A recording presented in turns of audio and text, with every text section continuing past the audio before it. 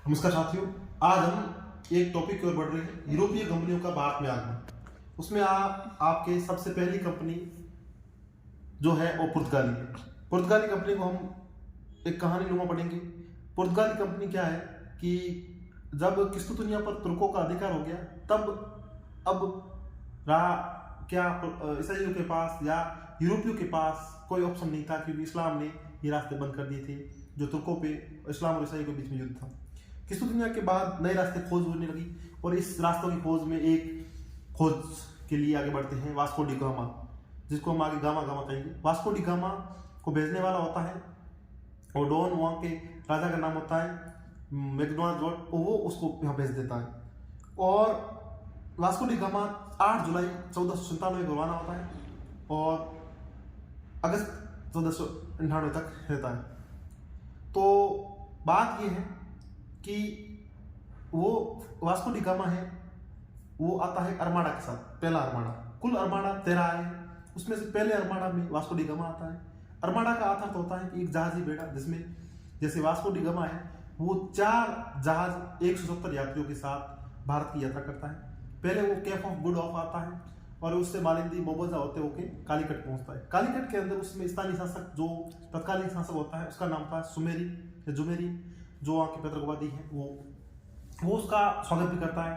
क्यों करता है? क्योंकि वहाँ पर पहले अरब यात्री होते हैं, अरब व्यापारी होते हैं जो वहाँ पर व्यापार करते हैं। अब उस शासक को लगा कि ये पुर्तगाली या यूरोपीय लोग आए हैं तो व्यापार में कंपटीशन होगा, और कंपटीशन होगा तो यहाँ के जो निवासी है उनका फायदा होगा और उसे भी फायदा होगा, क्योंकि कंपटीशन पहले अरब का एकमात्र अधिकार था, यूरोप का था नहीं। अब यूरोप का भी आ गए, लेकिन जो वहाँ पर अरबी यात्री व्यापारी थे उनको ये चीज खटक रही थी। हालांकि मजीद नाम के अरब यात्री ने उनका सहायता भी की थी बीच में, जो हम देख रहे थे। लेकिन बात ये है कि वहाँ पर इसका भिड़त तो नहीं होती वास्को डी गामा की पहली बार, लेकिन ये 3 महीने 120 दिन के आसपास यहाँ पर रहता है। और यहाँ पर वो पहली बार आता है, तब वो 4 कपड़े और शुगर और इस प्रकार के कपड़े, टोपी, मतलब कुछ भेंट देता है और उसके बाद वापस चला जाता है। वापस जाता है तब वो मानसूनी हवाओं को पहचान नहीं पाता है, तो इसलिए वो रास्ता भटक जाता है और कई दिनों की, जैसे 30 दिनों की यात्रा 130 दिनों में पूरी करता है और मालिंदी मस्जिद केप ऑफ गुड ऑफ होते हुए निकल जाता है वापस। लेकिन वापस उसके आने का मन नहीं होता है, क्योंकि वापस जब जाता है तो उसके कई साथी मर जाते हैं। लेकिन दूसरा जब अरमाडा कैब्रोल के नेतृत्व में भेजते हैं। कैब्रोल कौन?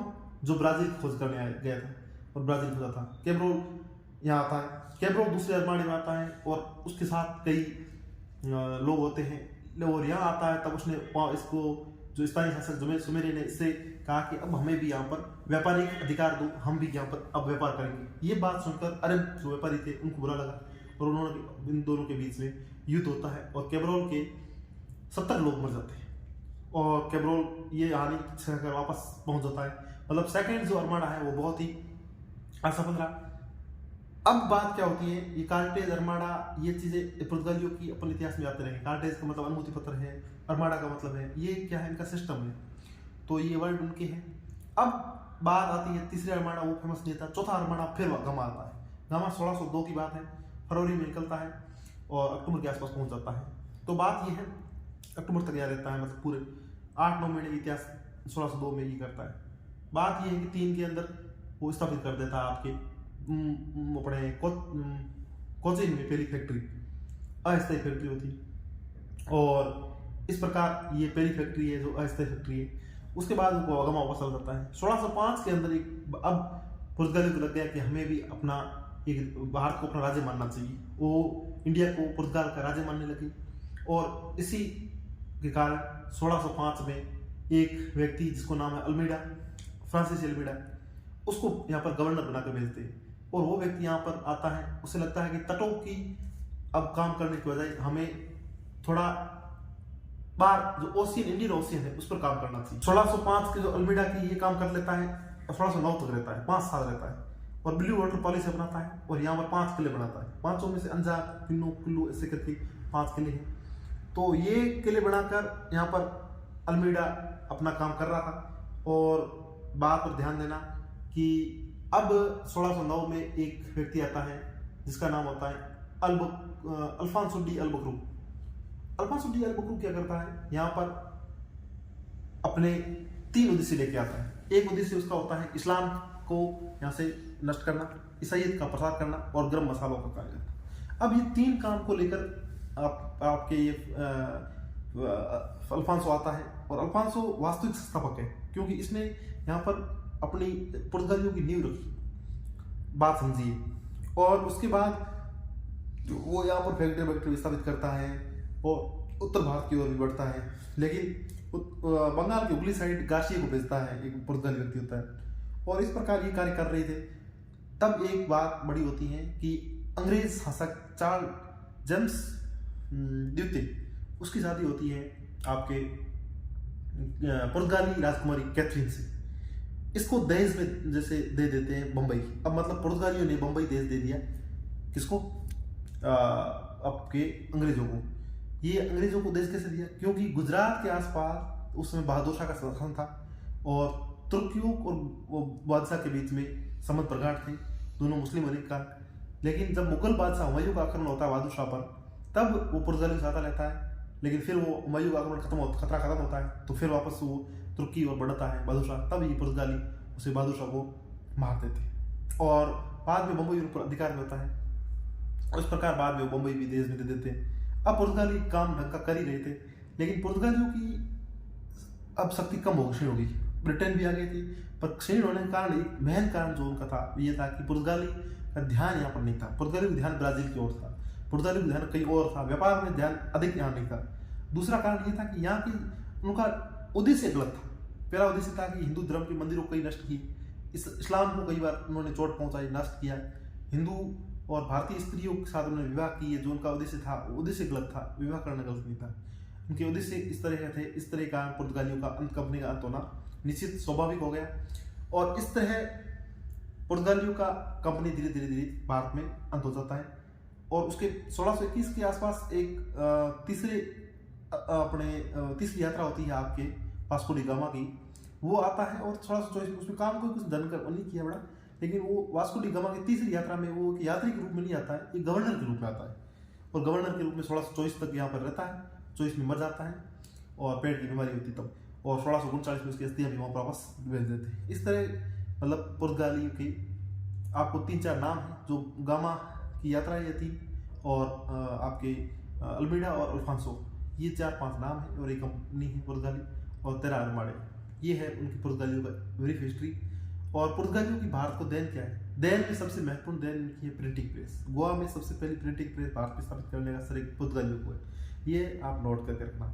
सेकंड बात ये है कि उन्होंने घड़ी, जो पुर्तगालियों की देन है। तीसरी बात ये है कि अपने जहाज उनकी देन है, जो समुद्री क्योंकि पहली यूरोपियों में हमारी संपर्क इन्होंने करवाई, तो जहाज इनकी देन है। और कुछ खाने की चीज़ें जैसे ड्राई फ्रूट्स में काजू बादाम है, और अनानास है, और आपके मक्का है, मूंगफली है, आलू है, ये चीज़ें, तंबाकू है, ये चीज़ें किसकी देन है? तो ये पुर्तगालियों की देन है। पुर्तगालियों को भारत में सबसे पहले ये पुर्तगाली कहाँ से लाए? लैटिन अमेरिका से। लैटिन अमेरिका का संपर्क था, और लैटिन अमेरिका से चीज़ें आई पुर्तगाल से चीज़ें आई भारत। तो ये आप पूछ सकते पुर्तगालियों की देन क्या है, पुर्तगाली क्यों आए थे, कैसे आए थे, पुर्तगाली का उद्देश्य क्या था, पुर्तगालियों की पहली कंपनी कौन सी स्थापित हुई, या पुर्तगालियों में कौन सा वास्तविक संस्थापक है, पहला कौन सा गवर्नर रहा है। तो इन पूरी रामायण में आपको ये समझ आ चुका होगा कि पुर्तगाली क्यों आए, कैसे आए, कब आए। अब पुर्तगालियों के बाद एक और उनके साथी आए जिनका नाम है डच। तो उनके भाई यूरोपीय लोग, जो दूसरे लोग भारत में आने वाले थे, वो थे डच। डचों ने क्या किया, क्यों आए? डचों का ज़्यादा इतिहास नहीं है। डचों ने इतना किया कि डचों के एक जॉइंट वेंचर बनाया, शुभ कंपनी बनाई। जॉइंट वेंचर 17 लोगों का बनाया, और एक कंपनी बनाई जिसका नाम रखा यूनाइटेड इंडिया या डच ईस्ट इंडिया, जो उनकी भाषा में VOC था। तो इसे लोगों में आप पूछेंगे VO इधर है, C इधर है, ये लोगों को इसका है। तो ये VOC कंपनी लोगो था डच का। डच हॉलैंड को कहते हैं। और ये डच लोग भारत में व्यापार के उद्देश्य से आए। पहले इधर को लोग सुमात्रा के आसपास घूमे, उनको लगा 1595-97 में कि भाई व्यापार कर सकते हैं, क्योंकि भारत उसमें मसाला का बड़ा उद्योग था। तो इसलिए डच भी आ गए भारत। अब भारत में डचों का जो आने वाले व्यक्ति थे VOC कंपनी के तहत, वो लोगों में से आपके उनका व्यक्ति आपके जो यहाँ पर रुके उनमें से आपके जो महत्वपूर्ण लोग हैं वो रुके। अब 1605 के अंदर इन्होंने जो डचों ने वो फोर्ट विवियन बनाया। फोर्ट विवियन उन्होंने बनाया और फोर्ट विवियन वहाँ बन गया। और फोर्ट विवियन के में अंदर बाद में टीपू और हैदर अली के पास में रहता है। तो फोर्ट विलियम अलग है, ये फोर्ट विवियन अलग है। ये आपके वहाँ पर उसके बाद आपके ये डच उत्तर भारत की ओर बढ़े, उत्तरी पूर्व भारत की ओर, जो हुगली के बाद जिनसुरा में ये गुस्ताव दुर्ग बनाते हैं, वो तो वहाँ पर ये अपनी स्थापित मजबूत स्थिति करते हैं। लेकिन बात होती है उस समय सप्तवर्षीय युद्ध होता था और यूरोपीय आपस में टकराए हुए थे और डचों को उससे सप्तवर्षीय युद्ध से प्रेरित होकर यहाँ पर डच और अंग्रेज लड़ गए। और डच और अंग्रेज लड़े तो आपस में इनका क्या हुआ कि डच हो गए क्षीण शक्ति, डच वापस आ गए दक्षिण भारत। और एक वहाँ पर मार्तन वर्मा नाम का हिंदू शासक होता है और मार्तन वर्मा के साथ वहाँ पर डचों के युद्ध होता है और वो डच बुरी तरह से प्रभावित हो जाते हैं, पराजित हो जाते हैं। अब क्या होता है कि डचों की शक्ति पूरी तरह से भारत में क्षीण हो गई थी। अब बात ये हुई थी कि डच आए और ज़्यादा इन्होंने कुछ काम भी नहीं किए, लेकिन डचों के बारे में ये सवाल हो सकता है कि पहले जॉइंट वेंचर कंपनी कौन चलाए, तो डच चलाए थे। और भारत से निर्यात क्या क्या करते थे, तो उसमें अफीम है और आपके उसमें नील है और उसमें सिरा भी है, तो ये कपड़ा है, ये है। लेकिन बंगाल से पूछे तो बंगाल में मसाले होते नहीं थे, भारत में मसाले होते थे। तो बंगाल में भारत में जो आपके सवाल की क्वेश्चन की आप पढ़ना, जैसे सवाल पूछते कई बार कि भाई भारत से क्या निर्यात करते थे, बंगाल से क्या निर्यात करते थे। बंगाल में ध्यान देना, आप सूती कपड़े, रेशम कपड़े हैं और इस तरह की अफीम नहीं करते थे, लेकिन मसाले नहीं थे, बंगाल की साइड नहीं थे और भारत में बाकी ये जो अफीम है ये चाइना और जापान, इंडोनेशिया को भेजते थे। और सूती कपड़ा ये निर्यात करने वाले भारत में सबसे पहले डचों ने ही निर्यात करना शुरू किया था, डचों ने ही भारतीय कपड़ों को पहचान दिलाई थी, ऐसा इतिहास है। अब डच ने काम तो किए लेकिन इतना कुछ ज़्यादा काम नहीं किए, डचों की कंपनी क्षीण हो गई थी। डचों की क्षीण होने का कारण ये था कि डचों की कंपनी में जो सरकारी हस्तक्षेप था ना वो बहुत ज़्यादा था और डचों का यहाँ पर ध्यान नहीं था, मौसली द्वीप के अंदर ध्यान ज़्यादा था, डच का ध्यान ज़्यादा नहीं था और ध्यान ज़्यादा था उसमें सरकारी नियंत्रण अधिक था, इसलिए डचों का हो गया अंत। और डचों के अंत के बाद आपकी एक नई कंपनी आएगी और नए यूरोपीय आएंगे, उनका हम और पढ़ेंगे आगे।